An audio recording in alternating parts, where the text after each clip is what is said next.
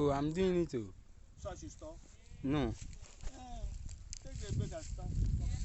Let me see. Yes, around there, yes. Because 6. One bag will take 6 plants. So we'll take 3 here, 1, 2, 3. So the next one should be 1, 2, 3.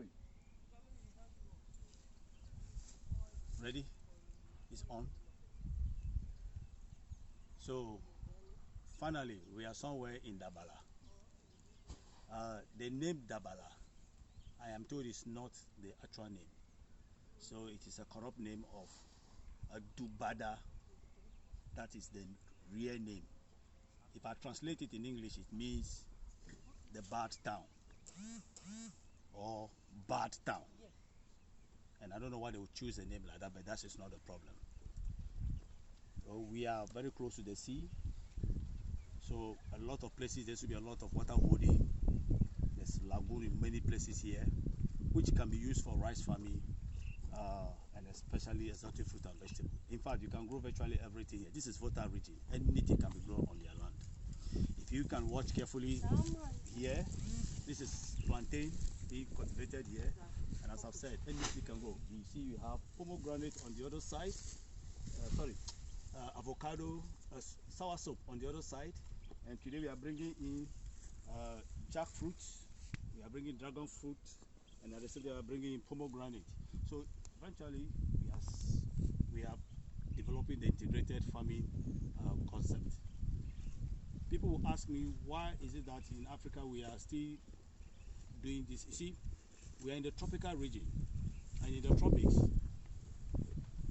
we don't need our crops. You see, if you go to Europe, they develop greenhouse to grow their food because they don't have that heat to support their crop cultivation. But here we have long duration of the heat and we have excess of it, to which vegetables just need only 2 hours, and the trees take from 8 to 10 hours. So if you want to plant trees, vegetables, you need to have those trees to give them some shade so they can get the 2 hours of sunlight. And so that's why we came out with the idea of integrated farming, where we are going to grow different kinds of trees on the same piece of land. So on this very land we have coconut, we have soursop, we are now having dragon fruit, we have jackfruit, we have pomegranate, all the workers. You see the lady in black? Yes, this is the manager. She is the beautiful Ruth. The manager. You see the other lady? That's my lovely girl. This is a very sweet girl, very reliable girl. You call her from any place, she's gonna come. And she's called Hannah. And I also have the lady in the, what's the name? In the pink dress. She's called Veronica. Yes, my Veronica. And the only man among us is under the Leonard Richie. Oh, sorry, not the musician. Leonard Richie. This is Leonard, but it's not the Richie, the musician we know. This one is in Ghana. The other one is in America. This one is in Ghana. Yeah, so they are all happy in this part to grow all these things. In this place where we are planting the trees, we are going to do vegetables, so every space will be utilized. So the trees are there, the vegetables are also growing. They have a lot of vegetables. They brought in basil, they brought in collard, coriander, they brought in parsley, they brought in pumpkin seeds, they brought in bell pepper, that's the big salad pepper, they brought in is it Poichoi, P-O-I-C-O-C-H-O-I. They brought that one also, which they are coming to next year. These are all exotic fruit and vegetables. And as I've said, that farmers must be different. They must be different because we have to grow different commodities that many farmers across Ghana have very, very little idea. And we are doing organic.